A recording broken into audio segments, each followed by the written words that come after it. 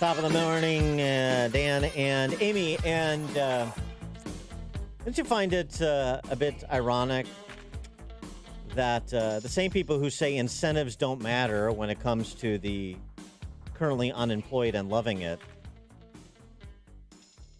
say, hey, we need to pay premium wages for teachers, for government employees to attract talent. Oh. So incentives matter for some people, but they don't matter for other people. It's amazing how the government commissars know just who responds to incentives and who doesn't. It's remarkable. So, for example, to my point, a good write-up from our friend James Freeman, Best of the Web at the Journal. Ralph Smith covers pay and benefits for federal employees at a website called fedsmith.com. It's worth checking out. The median pay, not median, average. The average pay for a federal employee, 2.2 million of them, excluding benefits. What do you think it is? Average pay. Federal employee, 2.2 million federal employees. The average pay excluding benefits. So, you know, when you hear this number, throw another 40% in terms of benefit market value onto it. I'd say $52,000. Right. $90,510. Oh, I wasn't even close. 90,000? Mm-hmm. That's the average? Average. Without benefits? Not including benefits.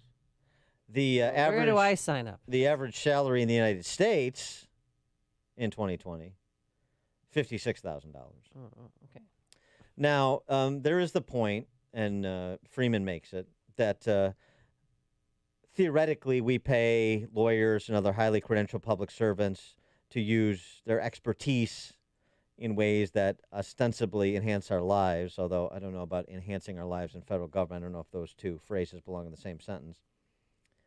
But even with that, and even with the fact that federal workers tend to be older and more educated, we're still overpaying.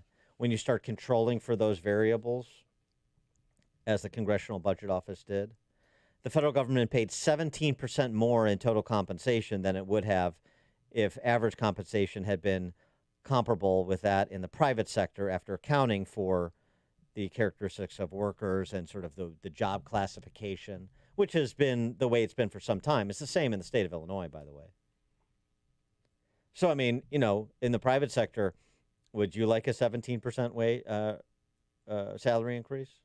And 17%, is that a lot? 17% of what you're making now, is that a lot? Is that a big difference? I think it's a big difference. Comparable employees in federal government versus the private sector. 17% difference. And overall 90,000 versus 50,000 and 56,000. And of course, this doesn't account for the other aspect that we've talked about before too, which is the revolving door. And a lot of these highly credentialed professionals that go to work for a stint in the federal government are using that as the way to build cachet to go make real money, turning around and petitioning the government or helping companies get government bennies when they're on the other side, the private sector, of course. And that tends to be those lawyers and other skilled professionals. But the incentives matter to them. Teachers can't pay teachers enough. Oh, no. They're our heroes. Kidding. But they don't work for money, but we have to write blank checks to the Chicago Teachers Union and every other teachers union. Incentives matter for some and not for others. Incentives matter for those in the favored constituency groups, government, not so much for those living off the government. Isn't that interesting? I think so. And again, I know this $300 a week unemployment benefit bump from the federal government on top of what is previously provided by federal and state combined. I know that doesn't matter according to both Biden and Jen Psaki. I know there's no evidence that that's keeping people at home, except there is. But then you got to ask too. We mentioned the survey on Friday. Why is the NFIB lying to us? Strong job growth continued for small businesses in April, according to NFIB's chief economist Bill Dunkelberg. Pretty well respected. And yet, 44% of all owners reported job openings they could not fill in the current period, which was up 2 points from March. Unfilled job openings continued to mount as April, the third consecutive month, setting a record high reading of unfilled job openings. We're now at a record high of 8.5 million overall. April's reading is 22 points higher than the 48-year historical average of 22%, double in April. NFIB's read on unfilled job openings that companies are looking to fill. Gosh, double the 48-year average for April. What would account for that?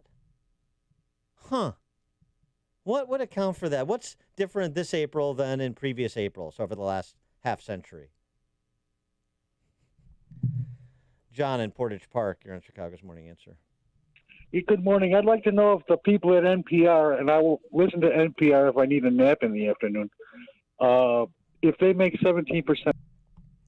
Oh, No. we lost John. Or did you hang up? No, I didn't hang up on him. Sorry, John, we lost you there. But if NPR makes 17% more than, I don't know, than us? I don't, probably. It'd probably make more than 17% more. Tax dollars who don't knows? cut our salaries.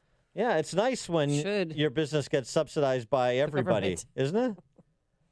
Certainly cushions that bottom line sensitivity. For more on this, we're pleased to be joined by Steve Moore, economist, Wall Street Journal columnist, Trumponomics author. Steve, thanks for joining us. Well, sorry to be a couple of minutes late. I was just trying to go quickly through this inflation report that just came out. And, inflation is here, folks. It's back big time. It's rearing its ugly head.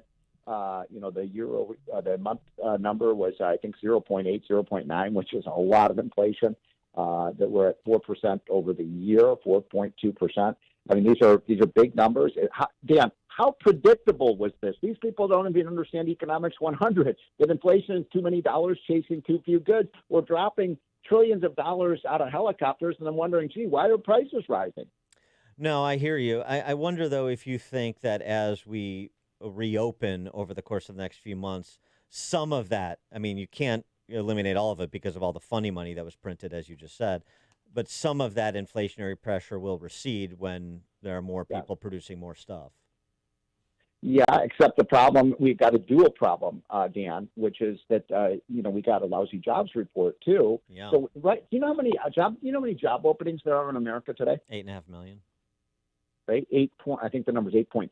Yeah. Wow. I mean, that's an all-time record number. And by the way, there are 650,000 construction and manufacturing jobs open today, and yet in the last jobs report, we lost 50,000 workers in the construction and manufacturing. We've got the most idiotic policy in Washington right now. We're dumping money out of helicopters, giving all these people free money. We're paying people not to work.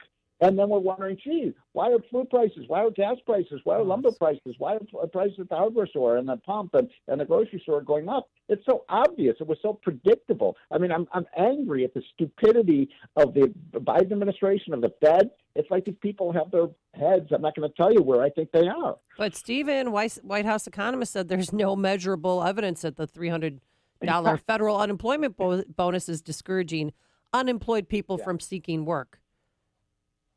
Is that unbelievable or what? I mean, it's so laughable. And look, even the White House economists who are half sane know that that's not true. And all you have to do is just go out anywhere in the country outside of the Washington bubble and just ask anybody who runs a restaurant or a store or a construction site or a factory and ask them, can you get your workers back? No. Why? Because their Uncle Sam is paying them, in some cases, 30 or 40% more. In other words, you can get X if you go back on the job, or you can get X plus 20% if you stay home. I mean, this is not complicated. And they're so screwing it up. All we have to do right now is get the government out of the way. Meanwhile, by the way, they have another $2 trillion spending bill they want to spend. And I hope, if anything good comes out of this bad inflation number we got today, it would be insane. It would be malpractice for government to spend $2 trillion more money on top of the inflation we've already got. Well, we were talking about this before you joined us. The numbers on the average salary for federal employees, the 2.2 million federal employees, versus what the average salary in the private sector is. Yeah. So what is your estimate for how much higher those federal workers are making? Oh, it's shocking. Well, CBO's estimate is 17%. 17. And that, by the way, does that include the benefits? No. Yeah, I think that I think it's just salary with the CBO estimate. There's one other thing, huge benefit that they don't take account of, Right. because I know a lot of people work at what I call Club Fed, and these are federal employees. By the way, federal employees haven't been working for a year. I mean, they've been working 10 or 15 hours a week. They're getting full-time paychecks because the government has been closed down essentially for the last year. Yeah, that sounds. And the other thing that these federal employees have that none of us in the private sector have is basically lifetime job tenure. You cannot fire a federal employee. I mean, it's almost impossible. Why would you want to? I don't know. Dan, do you have tenure?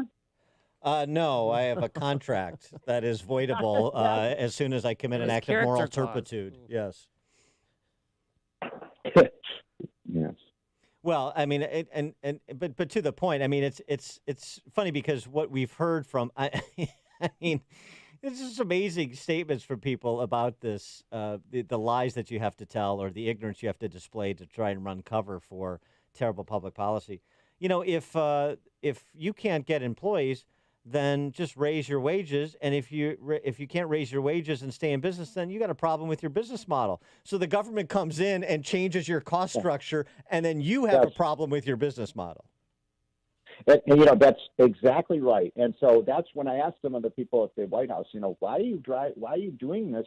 These small business employers can, like, for example, if people own like some McDonald's or a Burger King franchise, or In-N-Out Burger, or these hamburger or Popeyes, those stores they make maybe, if they're really profitable, they make maybe $75,000, $80,000 a year on a high cost. So their margins, their profit margins are so small. So these dimwits from Washington, you can absorb these higher costs. We're going to increase your minimum wage. You're going to have to pay your workers more. You're going to have all these extra costs. And they're like, no, You're going to put me out of business. Hey, because, here's my problem. Joe Biden hasn't had a job in 40 years. He not only has he not owned a business, he never even worked for a business. So why would anybody think someone like Joe Biden? Why would we put someone like that in charge of the economy? And these, they got these sociologists running the Council of Economic Advisors who know nothing about the economy. Why don't we put real life people in? I'd take the guy who runs Joe Hardware store over, some of these people in Washington in terms of what's going on with our economy. That's how clueless they are. I just got to say, those people that can't find employees or the businesses are struggling, look, you should have either learned to code or gone into making windmills. I mean, that's your fault, right? Everybody needs to be in the green energy business, Yeah, if you make windmills, you're going to make a lot of money because we're going to spend trillions of dollars on new Solyndra. Remember Solyndra, by the way? We're going to have scores of Solyndras. We're going to give all these money to all these windmill factories and the solar plants, and half of them will go bankrupt, and then Uncle Sam will pay the tab. And of course, that means you and me. Just like we have Americans making $56,000 subsidizing Teslas for federal workers making 90. I love it. It's great. I mean, it's time for a revolt, folks. By the way, I was out in Elmhurst last night, and we had a really great turnout for a Freedom Works thing. And I think there were about 500 people there. It was awesome, and everybody was saying, "I listen to Dan and Amy every day, and you guys are like rock stars." Mm. Well, we'll open for you sometime. Yeah, I'd love to. Well, I'm opening for him next week, May 20th. I'm doing a one-on-one interview with Steve Moore. He's going to be back in town. That's going to be fun. All right, Steve. Yeah, I wish it were Amy. I wish Amy were doing it. Yeah, me too. I'll be parking cars out front, so maybe tip me well. Okay. Yeah, she'll have the first audience question. Steve Moore, economist, Wall Street Journal columnist, Trumponomics author. Steve, see you next week. Okay, see you guys. Thank you. And he joined us on our turnkey.pro answer line. It's news, opinion, insight. This is Chicago's Morning Answer on AM 560. The Answer. Hey everybody, Jay Farner here, CEO of Rocket Mortgage and Rocket Companies. Last year we saw historically low mortgage interest rates. In fact, over 1 million homeowners took advantage of refinancing or buying a new home with Rocket Mortgage. What you may not know is that interest rates are already starting to increase again, and it's likely that trend is only going to continue. Our team of experts is standing by to help you save before rates go up. With an official mortgage review from Rocket Mortgage, you'll see just how much money you could save by making a move right now. Don't look back over these next few weeks and wish that you had taken action. You could save hundreds on your mortgage payments or pay off your home loan earlier than planned. You could even take cash out of your home to pay off high-interest debt, complete home repairs, or bulk up on an emergency fund. When you want to secure a low rate, Rocket can. Call 833-8ROCKET or visit rocketmortgage.com. Rocket. Call for cost information and conditions. Equal housing lender licensed in all 50 states and MLSConsumerAccess.org number 3030. Guys, I want to encourage you to make your health a priority. It's easier than you think at Low T Center. They're reinventing the doctor's visit, making it quick and easy to get all of your levels checked, not just your testosterone levels. They offer a comprehensive health assessment so you know all the numbers important to your health. If you've been feeling tired, grumpy, have lack of motivation and drive, have noticed weight gain and loss of muscle mass, these could all be signs of low testosterone levels, low thyroid, or even sleep apnea. Low T Center will determine the cause of your symptoms and help you get back to feeling your best. It all starts with their quick and easy health assessment, and it's covered by most health insurance. Low T Center is concierge medicine exclusively for men, and they now offer monitored, self-inject, at-home testosterone treatments, providing convenience, and additional health monitoring measures for your safety, including a take-home blood pressure monitoring cuff. Self-inject at-home treatments are $135 a month for self-pay, or covered by most health insurance. To schedule your health assessment, go to lowtcenter.com. Tell them Dan Prof sent you when you do. lowtcenter.com. Low T Center, reinventing men's healthcare. Balance of Nature's fruits and vegetables in a capsule, changing the world one life at a time. I'm a scientist and, by all accounts, a health and fitness nut. So I was looking for something that I thought might give me just a little bit more edge. And I've tried many things, and I'm very strict in terms of my diet, my exercise.